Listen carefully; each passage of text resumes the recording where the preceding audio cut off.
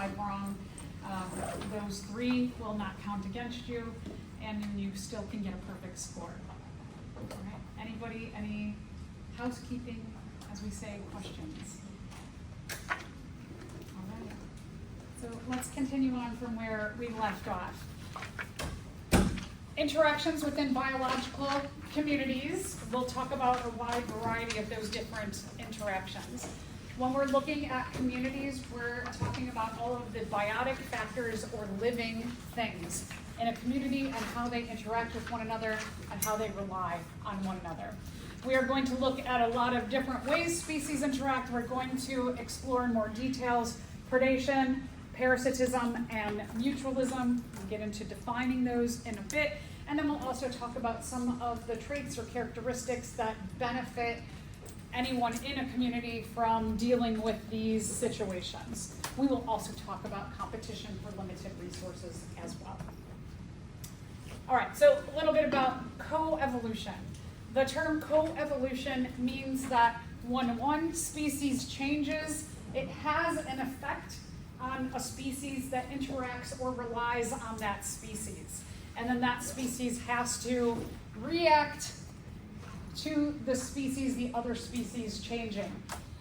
We will see that when one species changes over time, that it will affect the way another species grows as a population in terms of their numbers.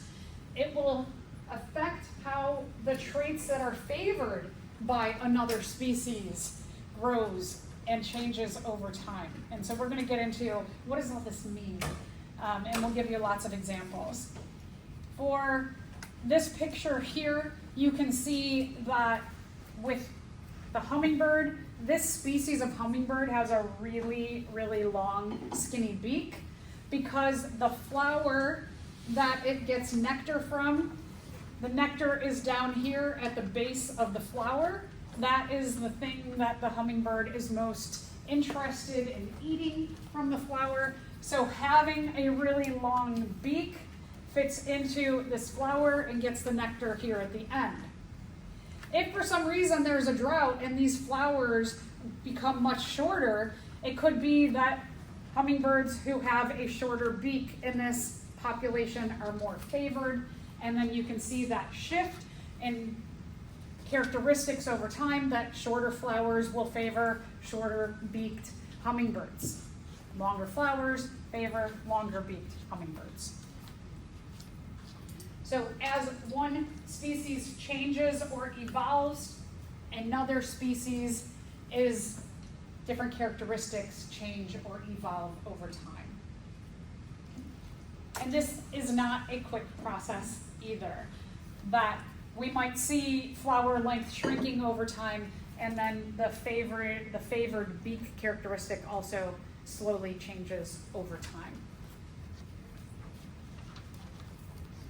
So here's another. In this example, what may have happened over time, and I'm just hypothetically speaking, that let's say millions of years ago, that the sea turtle had a mouth like ours, it was soft, and the slipper lobster had a soft body like ours.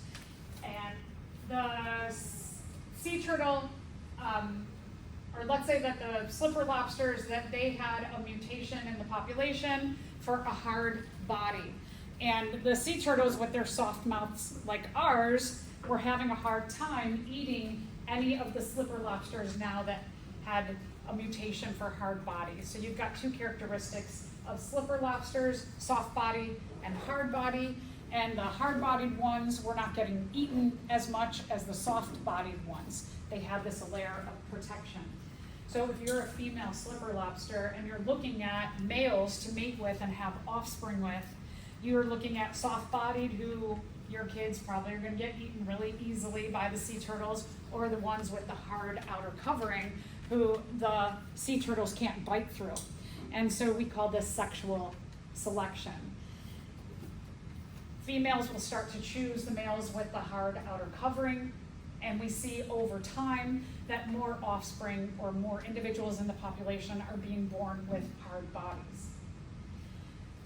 The sea turtles are having a hard time eating because more and more are having hard bodies, but let's just say randomly that there's a mutation in the sea turtle population for a hard beak. And now you're going to have this sexual selection issue with the sea turtles, that females are looking at males with soft mouths who can't bite through the slipper lobsters, or males with this beak-like mouth who can, you saw in the video, crunch right through the hard outer shell of the slipper lobsters. So females are going to start choosing that hard mouth of the sea turtles. Now, let's say also in the slipper lobster population that there are a mutation that starts rising and is chosen more often, which is the slipper lobsters start to have, some of them have a mutation for really strong ab muscles.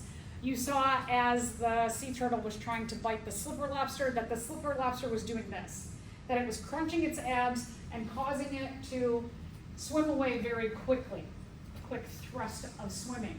And so now again, as a female, you're thinking, okay, I want the hard body slipper lobster with the strong abs who can swim away and get away from the sea turtles. And those examples are showing you that as one changes or evolves, the characteristic in the other species that relies upon it are favored, different characteristics get favored over time. So as one evolves, the other one evolves and changes also. It could also be that the other one doesn't evolve or change. It doesn't have, maybe that as the slipper lobsters evolve these mutations by chance, that the sea turtles don't have anything that can bite through the hard shell of the slipper lobsters, and they're like, okay, I better go find some different food. But that one has evolved or changed, and now I have to find a different food source to survive. So these influences, these random mutations can influence the rise in a population or fall in a population over time.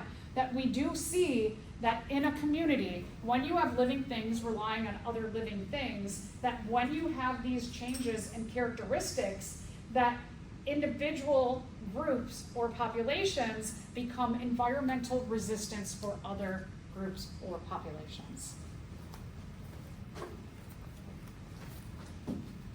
All right, other examples, lions and gazelles, that over time, lions, they might have had like a dark coloration, and I'll get to that change that becomes beneficial to be this lighter coloration. And gazelles, maybe they weren't very fast moving. Let's say that the gazelles, the lion preys upon the gazelles, the lion is the predator to kill and eat this particular food source, the gazelles. If the gazelles were slow, the lions could just kind of like walk up and grab the gazelles. But what we see is that there's a random mutation, and again, I'm just hypothetically making up these timelines, that a random mutation causes some of the gazelles to be faster. And so, of course, with females, they're going to choose a faster gazelle to get away from the predator rather than the slower gazelle. And we see fast-moving gazelles get chosen, or that characteristic goes up over time. Let's say that in the lion population then, that while they were all dark in color, that now there's a random mutation for this lighter coloration. This lighter coloration is favored because grasses, when they die, when tall grasses start to die off, they're more brown in color. And so now lions have either a dark color who would stick out amongst this light colored grass, or you have this lighter color which blends in well with the light colored grass. So while the gazelles are fast, the light colored lions can just hide in the light colored grass, and when a fast gazelle goes by, all they have to do is jump out and get them. And then females see that as being favored as a characteristic, and they chose the light color, or choose the light colored lions over time as well. Even grass, things that you might not think like, oh, they are going to do some kind of character trait evolution that will influence the species that eats them. Horses, for example, that eat grass, they've evolved over time to have, like in the back of our mouth, we have molars that are flat. Molars are good for eating grasses. Grasses are made up of a lot of fiber, or we call it cellulose on a molecular level. And it is very well bonded, many, many covalent bonds between the sugar molecules and things that have a lot of fiber. And these type of teeth can crush apart all of these bonds and release that energy from high fiber foods. So with horses who have more molars than they do have teeth, like in the front of ours, if you had all molars, you could get more energy from your food. Having more energy would allow you more time for reproduction. Grasses over time, let's say that the grasses start to produce something that tastes bad, a chemical that tastes bad over time or is poisonous. So grasses may have random mutations for ways to protect themselves against their predators as well. We're going to take a look at, in a little more detail, competition, predation, parasitism, and mutualism, and see these co-evolutionary factors in the context of these 4 different ways that communities or different species interact over time. So first, let's talk about competition. We've been talking about competition is that you have a limited resource that individuals are trying to get. Competition between members of different species is called interspecific competition. So like the horse, for example, the horse may compete with the cow for the same kind of grass. When you have competition for a limited resource, generally you don't have full access to that resource anymore, so both of the participants are harmed. Just like the idea of competition in general in our society. When there are competitions, what do we call them as humans? Winners and losers, right? But the winner, they have to put in a lot of energy to become the winner too. Most of the time when there's a competition, you do a lot of training, and so you're putting a lot of energy into it. You're not having as much free time. So even when you're competing for something where you're the winner, you're still being harmed in some way. Having to compete for a limited resource, it reduces your access to that resource. You can't have 100% of it anymore. And we'll talk about ways that different individuals in a community, different species, negotiate this. What if you're the same species, right? Members of the same species. We're competing for all the same stuff, but are we? Or do we negotiate that too? We're going to look at that as well. Let's take a look at what's called the ecological niche. When we define the term niche, it means all the aspects of an organism's life. An organism's life. It's all the characteristics, everything they do, how they do it, what traits they have, how they utilize their traits, who they compete with. A lot of times students get confused the term niche with habitat. A habitat is where you physically live, it's your home. That is a part of the overall ecological niche. Oh no, go ahead. Okay, so the niche includes the habitat where you physically live, all the resources that go into building that home. What kind of food do you eat? Do you need sunlight to get your energy? How much sunlight do you need? What kind of materials do you need to build your home, to protect your offspring? What temperature do you live at? Are you a plant that can live in heat and full sun, or are you better living in the shade, for example? Do you work better in really cold temperatures, mild temperatures, warm temperatures, rainy temperatures, dry temperatures? So there's a lot of different environmental needs you can have. All of your behaviors. How do you get away from your predators? As a predator, how do you get your prey? What kind of things do you have to do to build your home? What do you do when you compete for a resource that's limited? How do you deal with that with your own species? How do you deal with that with other species? All of the different things how you do them to do the things that you need to do in other parts of your niche. And what's your job? Do you have a specific job? Are you a decomposer? Is it really, really important that you break down the waste of things and dead things? Are you a photosynthesizer? Is it really important that you provide food to others in your community? What's your actual job? All of these things together comprise the ecological niche. Even within the same species, like you and I, our niches are different, right? We live in different homes. We do different things. We eat different foods. We hang out in different places. So there's a lot of things even within the same species that we negotiate to be different so that we don't have the exact same niche as others of our same species. Or let's say you're the same genus, meaning a little bit bigger group than your own species. For example, there's 400 different species of warbler birds. They're a similar kind of bird. They look very similar. They may differ by a little bit in size, but they're about this big. They have very similar colorations, but sometimes a little bit different. What do you do if you're very similar to another species? Again, you're going to change your niche up here and there so that you're not competing for everything in the same exact way. What if you don't? What if you're like, nope, I'm gonna have all the same niche as everybody else in my population, as everybody else in my genus? What you will experience as a species is called the competitive exclusion principle. So just thinking about what those words mean. Competitive, right? You are both fighting for a limited resource. We know that is not good. Exclusion, one of you is left out. And what's the big idea of when you compete for something that is a limited resource, how badly are you excluded from that resource?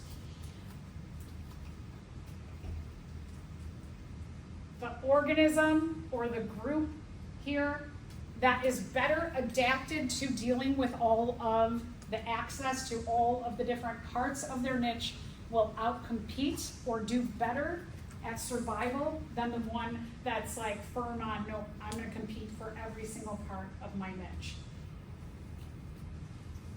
If you are the less adapted one, you're probably going to die off.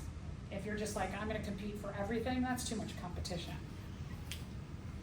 So, for example, let's say we're looking at two different species of birds. They are very similar, and one of the things that they rely upon are these specific kinds of bugs are very critical to their diet, and this kind of tree is very important to be their habitat.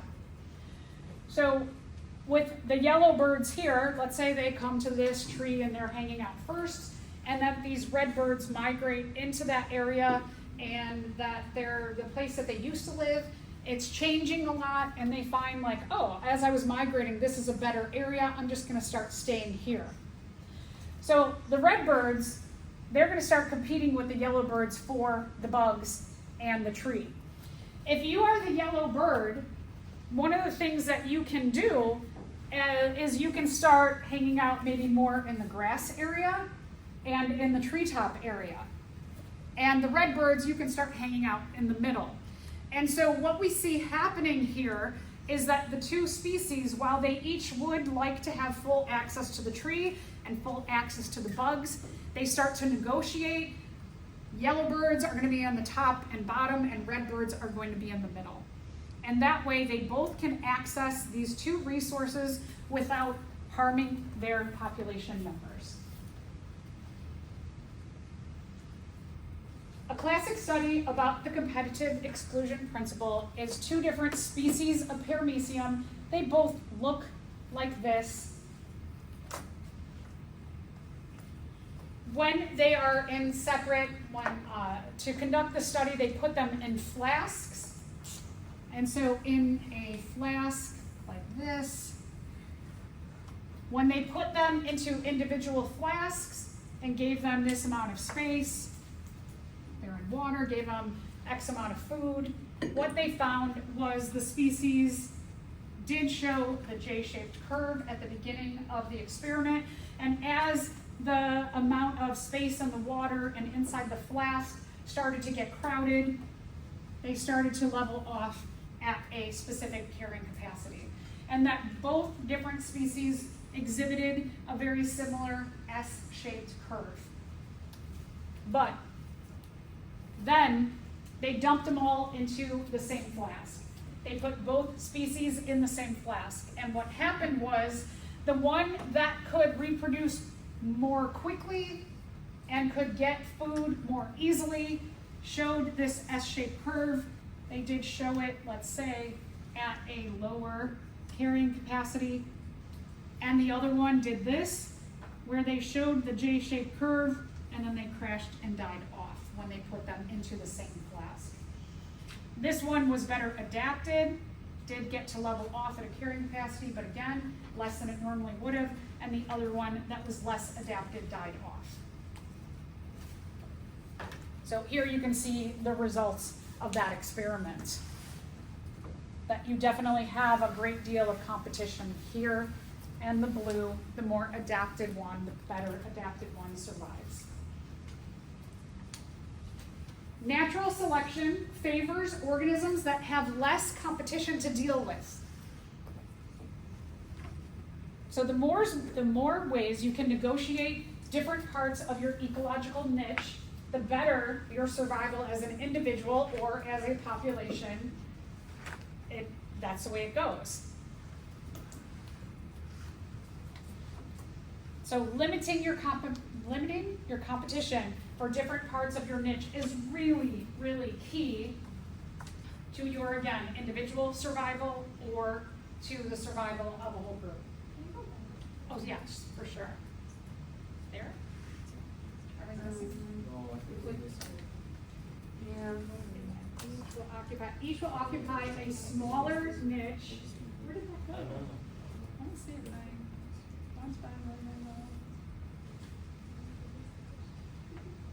Oh, this is, I'm gonna fix that. This is where that each will occupy a smaller niche than either would alone. Sorry about that. Okay. Weird. Sorry about that. Okay, something weird.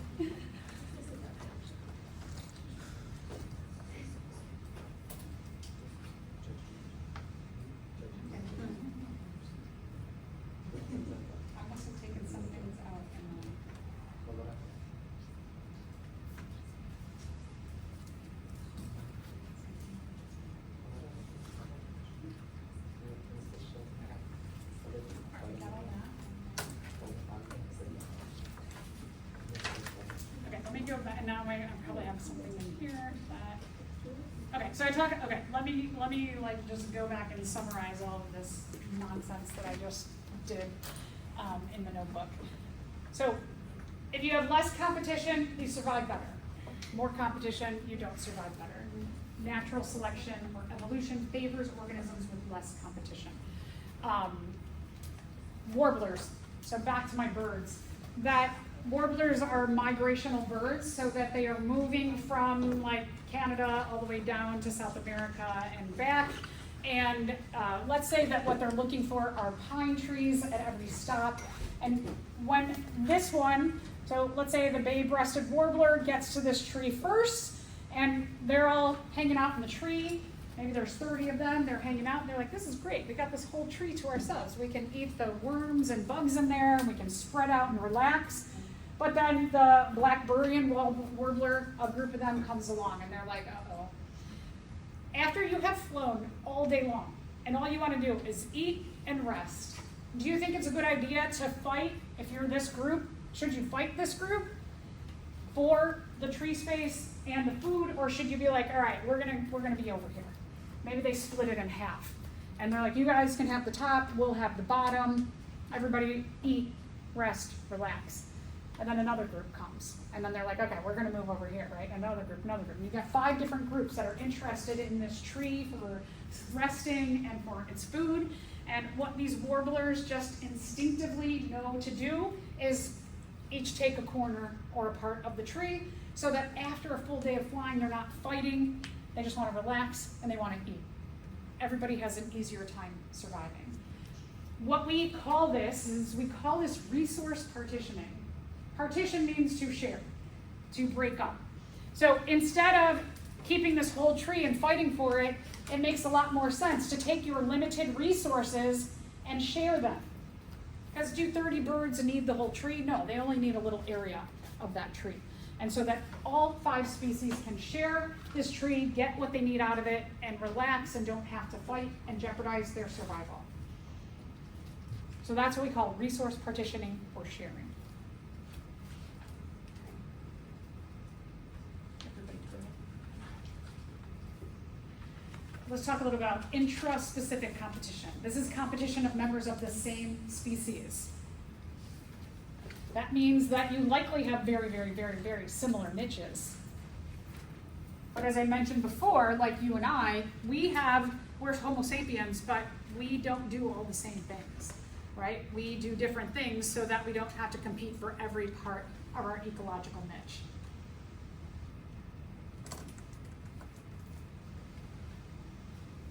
When we're talking about competition, whether inter-specific competition or intra-specific competition, the way that we limit what we need in our niche can have effect on the size of our population and how far our population grows.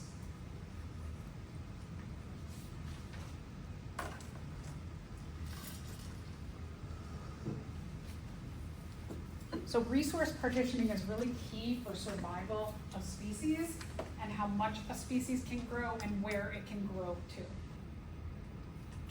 All right, so we're gonna go back because we're talking about communities. Let's go back and talk about inter-specific competition or competition between members of different species. Here again, you can have all of these different species rely on a tree in some way, but when you take a look at where do each of these different species exist in regard to this tree resource, that you have maybe like 10 species here, and they're all utilizing that tree, but different parts of it. Let's go to the second part of community interactions. Predation. Predators eat prey. The predator is the one doing the killing. The prey is the one getting eaten. Predation, by definition, is the act of killing and eating another organism. So even if before you were thinking like, how can a horse be a predator to grass? By definition, the horse is killing and eating the grass. So even plants are involved in predation.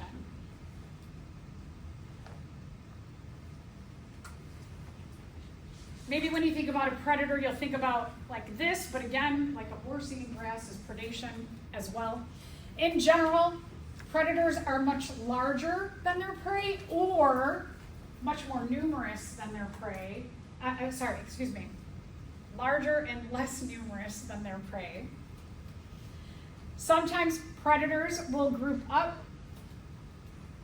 So wolves are a very unique example, that wolves will hunt in a pack, and as a group, their efforts are better than a moose, even though a moose might be enormous. You could have 5 wolves, and one bites it here, and then one bites it over there, and the moose starts to lose focus on who it is trying to fight off. And collectively, as a group, those wolves are a fiercer predator group than their prey, the moose. So always one of the things that's interesting about biology is there's always exceptions to the rule, that depending on your resources, you as a group might figure out something better to do than you as an individual. Predators in general are much less abundant than their prey, thankfully, right? So if you walked out of your house in the morning and there was a shark and a bear and a pack of wolves, and you were like, oh, I have to get to my car, how am I going to do that? In general, that we have less predators in the world than we do have prey.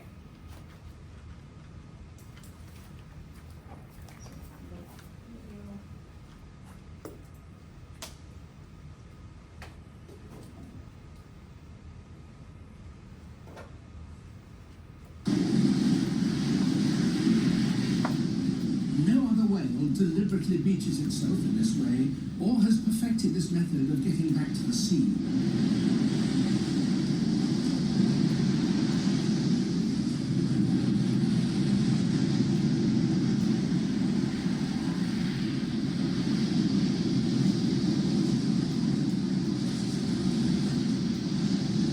As long as the sea lions stay well up the beach, you might think they will be safe, but the hungry whales are very daring.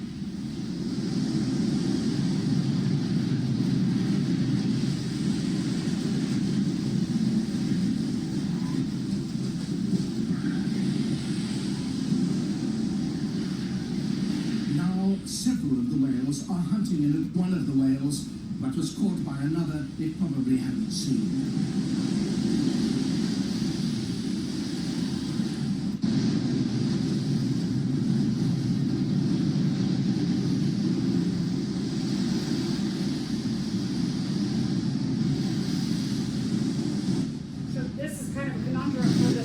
Because the seals are trying to get fish to eat, they're hungry, and these whales are just hanging out there. So you have to decide, like, when am I going to time it to go get my food out of the ocean?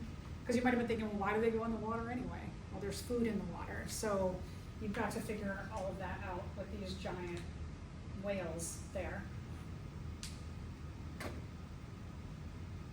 So maybe it's better if you're a seal to try and find a beach that's very shallow for a really, really long time. Because this looks like that beach goes like this, where there's a drop off so that those whales can come very close to the beach. Oh, can you imagine?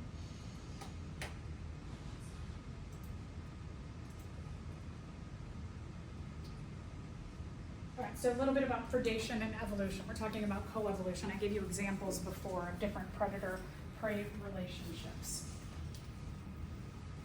We're going to take a look at a variety of different ways that both the predator and the prey exert pressure on each other to either find a new resource or change what characteristic is favored by the predator or the prey. And if one's not, you've got to figure out to do something else. Okay, so for example, another example is hawks. That, let's say a long time ago, like thousands, millions of years, hawks had really bad eyesight, and mice, they could just like run around and no big deal, hawks can't spot them. But let's say that there's a mutation in the hawks, and the hawks, some of them develop really good eyesight, just a random mutation. Then the females are going to choose the males who have better eyesight because they can see the mice moving around. The mice, there's a random mutation, or perhaps there's two characteristics where there's like white mice and beige mice. And the ones that are beige, they can blend in better with the grasses, where the white ones, they stick out. And so then the hawks can easily detect the white mice. That characteristic goes less and less over time, and the ones that blend in with the grasses becomes more and more over time. We call these anti-predator defenses if we're talking specifically about what the prey are doing, or what characteristic is favored by the prey. We also call them counteracting behaviors. It's a counteraction to something that somebody in your niche is doing. So in terms of characteristics and traits, your counteracting behaviors can be how you physically look. Like just for example, with the mice, right?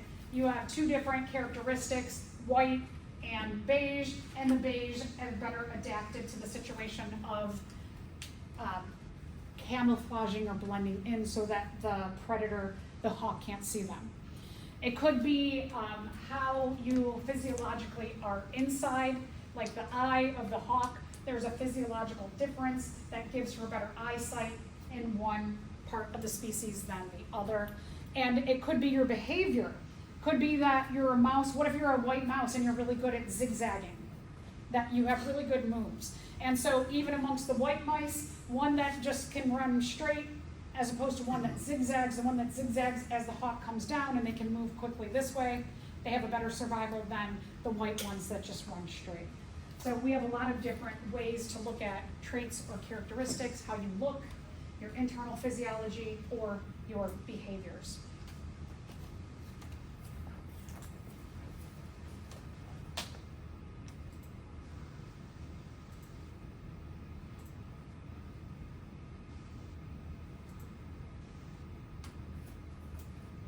can't see. But look. Sometimes a defeat can really be a victory.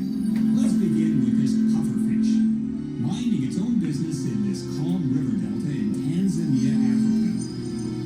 Enter the predator. In this case, a river otter cousin to the Yellowstone sliders. It's trying to make an afternoon snack out of the pufferfish.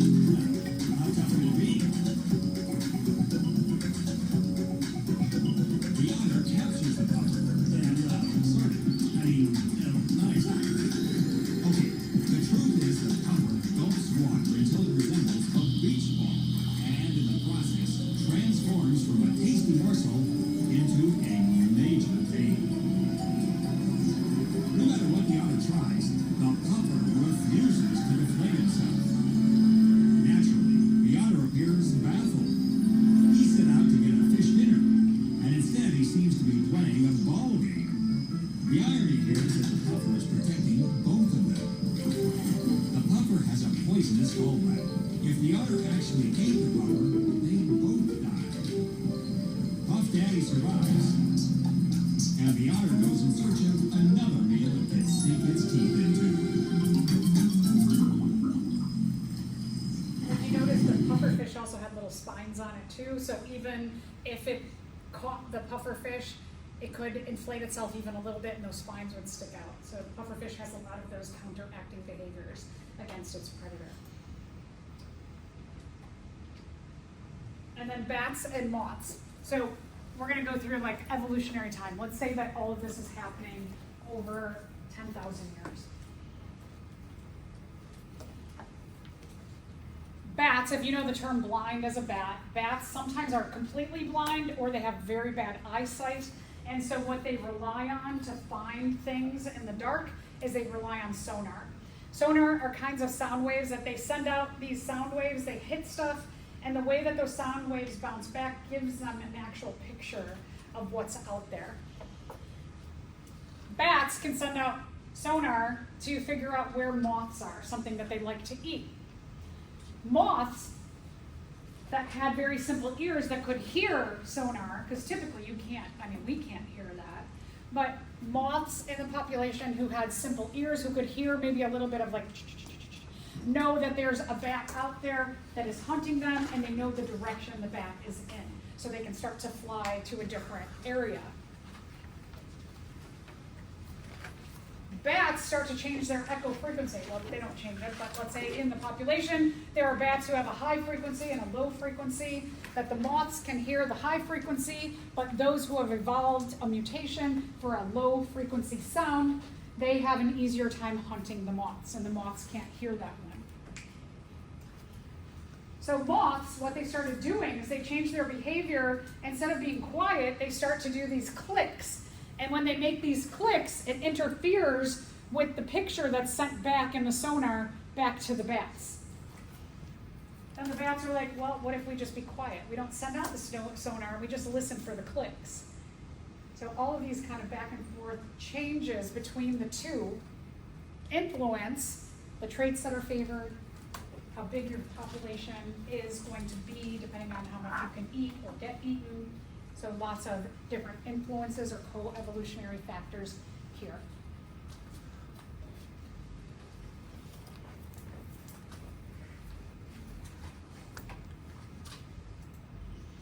The frog's mating songs also court danger.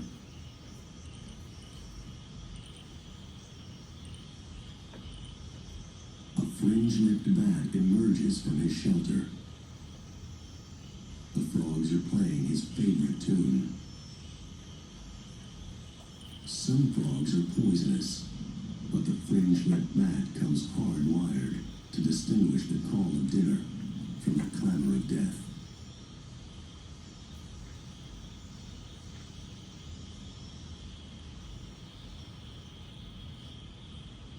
He can identify and avoid poisonous frogs just by listening to their calls.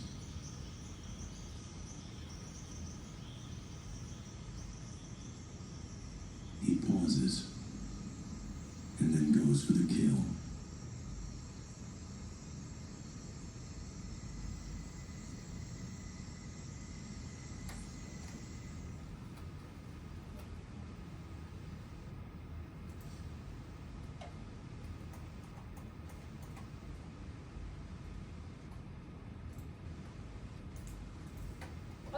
counteracting behaviors are, one example is camouflage. Camouflage is being able to blend into your environment so that you are inconspicuous or can't be seen with the naked eye. It could be right in front of you and just blends in so well that your predator can't see you. Or perhaps you're a predator, and like I mentioned with the lion, that your coloration allows you to not have to go out and run after your prey, but you can hide and jump out. So which behavioral response to the threat of predation is most likely to be selected for in a species that uses camouflage for protection from predators?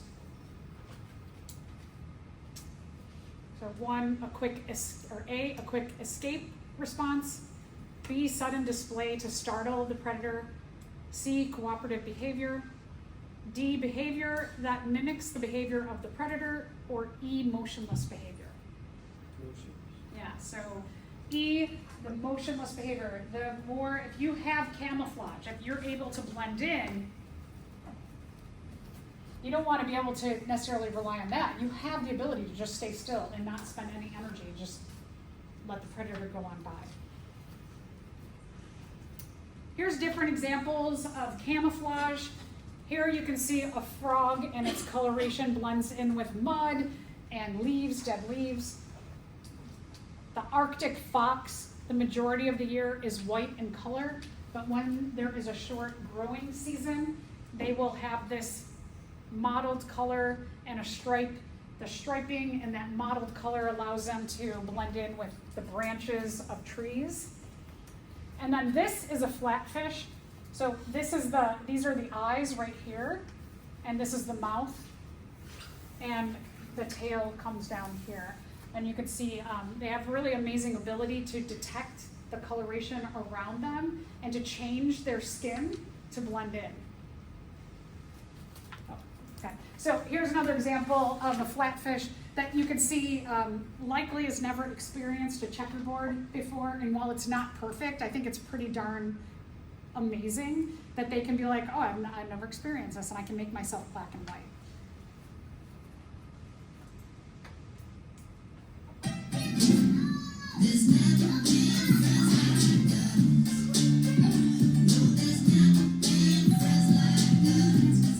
De nuestra tienda a tu puerta, tan rápido como una hora. Bienvenido a tu Walmart.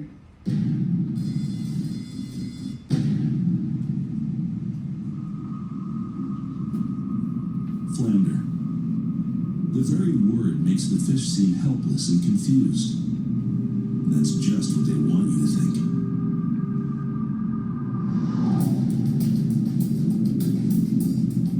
Their thin bodies and camouflaged scales help them look like the seabed. Once within range, they strike with sudden speed. This is a shrimp, aka dinner. The flounder hides under a thin covering of sand. Only its eyes peek out. Strangely enough, when a flounder is born, its eyes are on either side of its body. As it matures, one eye migrates to the other side, giving it the characteristic flat shape that allows it to hide so well. The shrimp senses danger, but it's too late.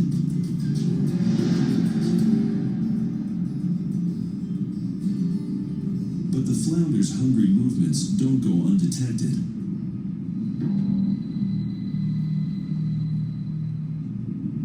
This osprey senses an easy snack.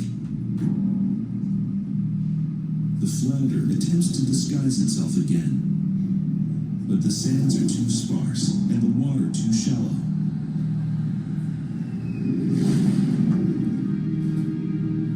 The eater is eaten, and the cycle of life continues.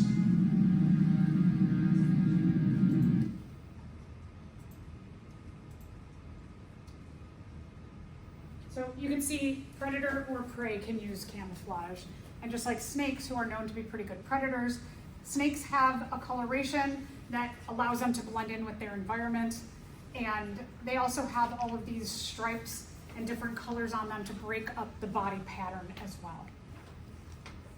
And you can see cheetahs, that the Cheeto's coloration blends in with the grasses. Anytime you see stripes or spots, it's just a way to break up the body so that you can't really necessarily see the entire body from afar. This is a frogfish. This is a fish here. Here's an eye, the other eye's over here. This is the mouth. They have these dark spots on their body that look like holes, like a sponge, so that all they have to do is sit on a coral reef where there are other sponges and just hold still. And like that question that we had before, being completely motionless, when a fish comes by, they can just jump out and eat them. The other really cool thing, characteristic that they have, is they have this fishing pole. It's called an esca. They can retract it down or they can put it out. And at the end of it, they have a little lure. They have something at the end that looks like, it could just look like junk in the water. Different species of frogfish have, at the end, their lure looks like a species of fish that lives in the area that they live. And so they put it out and they shake it a little bit. And as long as they can shake that and hold still, when fish come to investigate them, they can draw them in and jump out and get them. Frogfish are really weird too. They can eat a third of their body size in one bite. So imagine, like, let's just say you weighed 150 pounds. If you ate 50 pounds of food in one bite, not even one meal, crazy.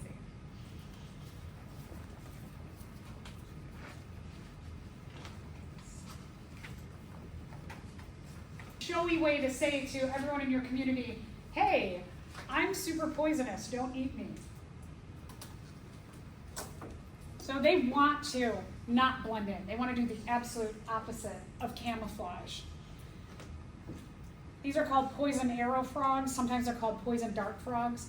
That humans who lived in areas around these frogs would make the frogs, they'd put the frogs maybe like near a fire to make the frogs sweat, and then they would wipe their arrows on their backs. They'd get their sweat on their arrows, and the poison that they released while they sweat could easily take down like a lion, for example.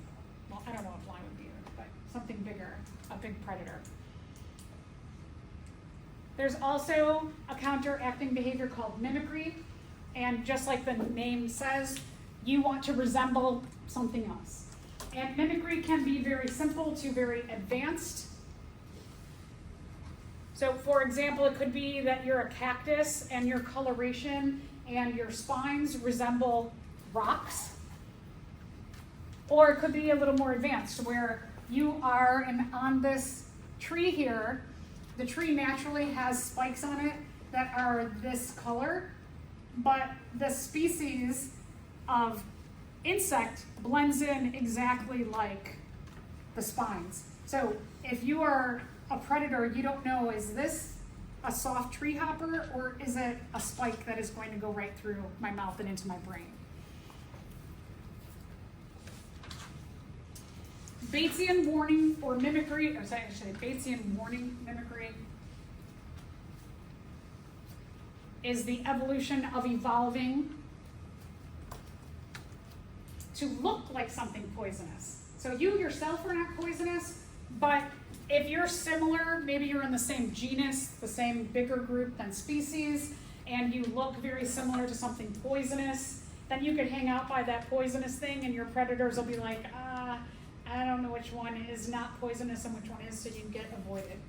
So when it comes to animals that camouflage themselves, where do they fall into which category? It depends on which of these like other features that they have. Yeah. So this is the coral snake, which is very poisonous, and this is the mountain king snake. So in the area where they live, let's say that you're walking along and the snake goes slithering by. If you're like, wait, which one was it? Is it the one that has the more black? Or the one that has the less black? Which one was the poisonous one? Because you see something black and red and yellow, you're just gonna like run away from it. In our area, the monarch butterfly has a mimic called the viceroy. The monarch, the caterpillar, it feeds on milkweed, And milkweed has like a milky substance that is, it's interesting, birds are evolving to be able to tolerate what used to be a full-on poison to something that just tastes bad. So we have a coevolution happening there, but regardless, they incorporate, as a caterpillar, they incorporate the milkweed's poison into their body so that as adults they are poisonous. And then this is the viceroy, and the viceroy looks very similar to the monarch. Malarian mimicry is when you mimic something poisonous so that you have, like for example, you have all of these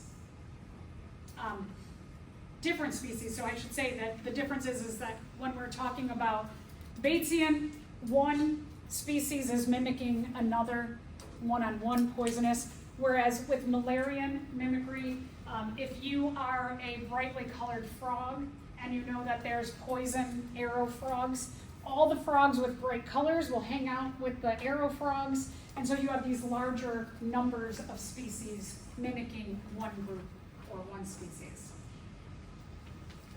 And then you have aggressive mimicry, where, like for example, the frogfish, where it can do a variety of things, where it just, like this, like hangs out, mimics something, motionless behavior, uses this to lure its prey, or if you are the anglerfish deep down in the ocean, you can light this up and then jump out and bite your prey. Advanced form of mimicry is the snowberry fly and the jumping spider. Now, they don't really look a lot alike, and you can tell the difference, I'm sure, between the fly and the spider. But what this fly has learned to do over time is the jumping spiders, they do this whole dance when they're about to attack.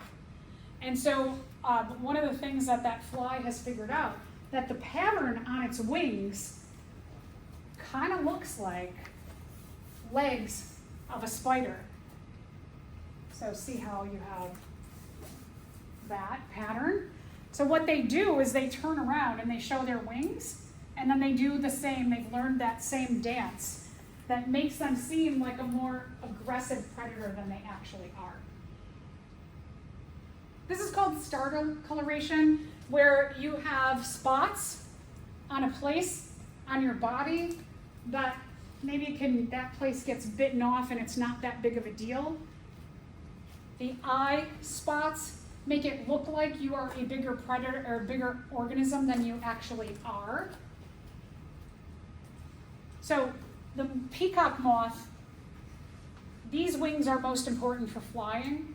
Having eye spots here, one is if a predator bites at the head area, if they think that this is a big head, you're going to get your back wings bit, which are not as important as your front wings or your head getting bit off.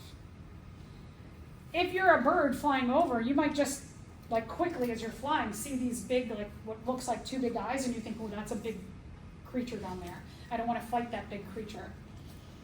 The swallowtail has the eye spots on the tail end, so that if, let's say again, like something might avoid this because they think it's a lot bigger of an animal than it actually is, or if this does get bit, you get a little bit of your tail bit as opposed to the other end, which is your head, which would be detrimental to your survival. And then some animals use chemical warfare, like snakes use venom. This is so cool, the bombardier beetle. It has organs that contain different kinds of chemicals in them. And it's kind of like a skunk where it sprays when it feels threatened. But what happens is that in the tail end, they've got some different pockets that have different chemicals. And when it feels threatened, it releases the chemicals from the different pockets. And when those chemicals combine, they make a chemical reaction to make a liquid that is hundreds of degrees hot. And so then they spray basically scalding liquid onto their predator that's trying to attack them or prey. Oh, and then octopus use ink What the ink does, if they get threatened, they release an ink, and then in the water it makes a cloud, like a dark cloud, so then they can shoot away, and their predator's like, where'd it go? What happened to it?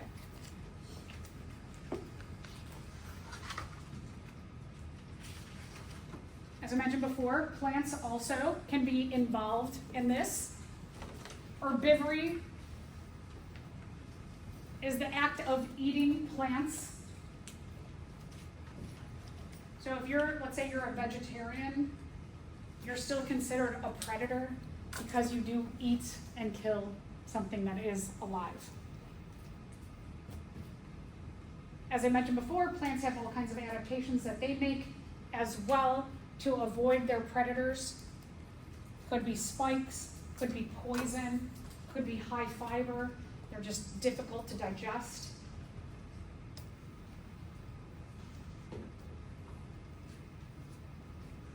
And the example I also gave you before, that the monarch caterpillar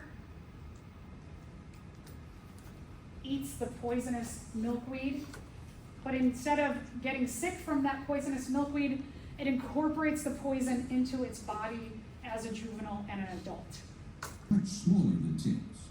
Their small size allows them to move easily among the hairs or feathers of their host. They feed on skin cells and can cause dermal irritations. So what you just saw were a bunch of examples of species that live together and rely on one another. We call that symbiosis. And whether we're talking about it in like a positive way, like the cleaning station, or a negative way, like the tick, we still have species that are living together. So symbiosis is a close interaction between species for longer periods of time.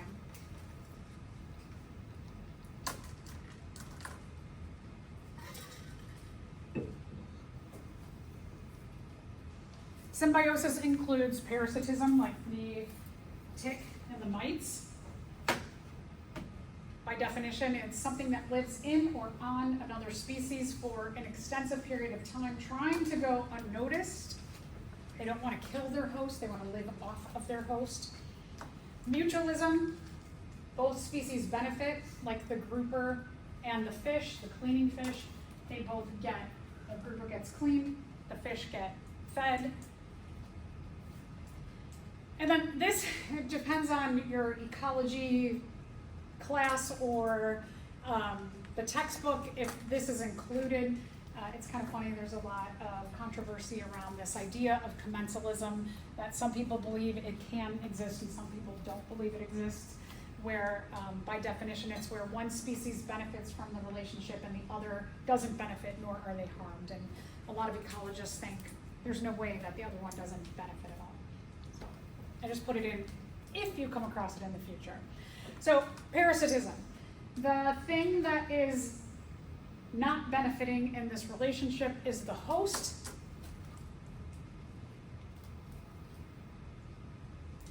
The parasites are benefiting.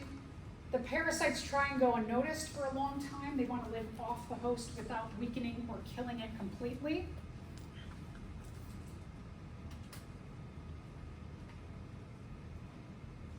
If we're looking at the host, the parasites are usually a lot smaller. Sometimes there may be many parasites on one host. And there's a lot of examples, like viruses and bacteria are considered parasites. Leeches, even the lamprey eel, which will feed off of a larger fish for a long period of time.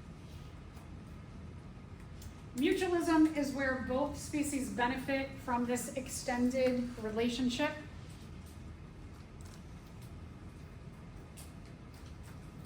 There's usually an exchange of services like protection, shelter, or food.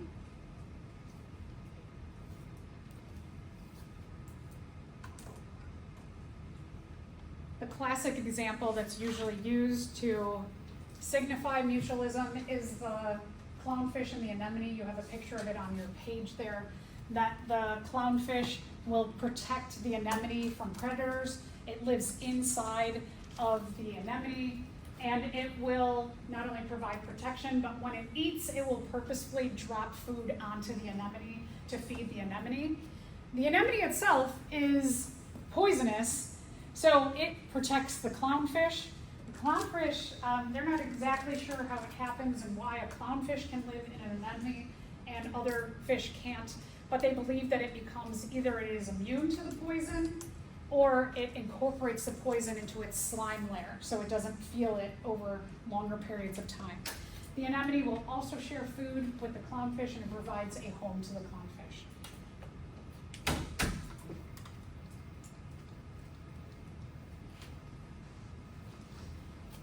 And then this is kind of an interesting where we've got mimicry that we look at as a part of taking advantage of a mutualistic behavior. We talked about the cleaning station that the fish will hold.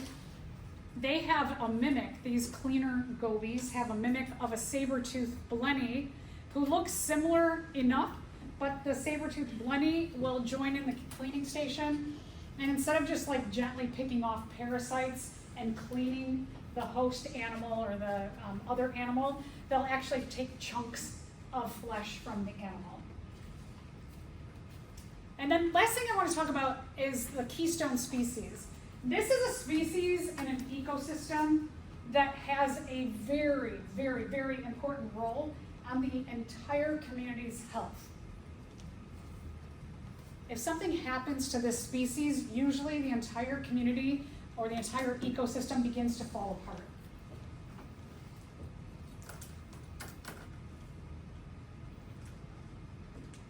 Elephants are an example of a keystone species where they live on a savanna. Elephants will remove smaller plants so that a few trees can exist here and there. If elephants weren't around, that ecosystem, instead of being very grassy, it would be a forest. And they actually remove a lot of the trees, but not all of them. Back in 1969, an ecologist named Robert Payne decided that there were too many of these kinds of sea stars on the west coast of the United States. And he did a big removal process of these sea stars. And when he did that, what happened was the mussel population just exploded. And there were way too many mussels. It reduced all of the other species in the ecosystem, and it provided less food options for everyone in the ecosystem. And it became very bad. Later, after he figured out, oh, I did a really bad thing, we should reintroduce these sea stars. When the sea stars were reintroduced, the community structure went back to being more harmonious, and it was much healthier again. Okay, I just want to show lastly this video.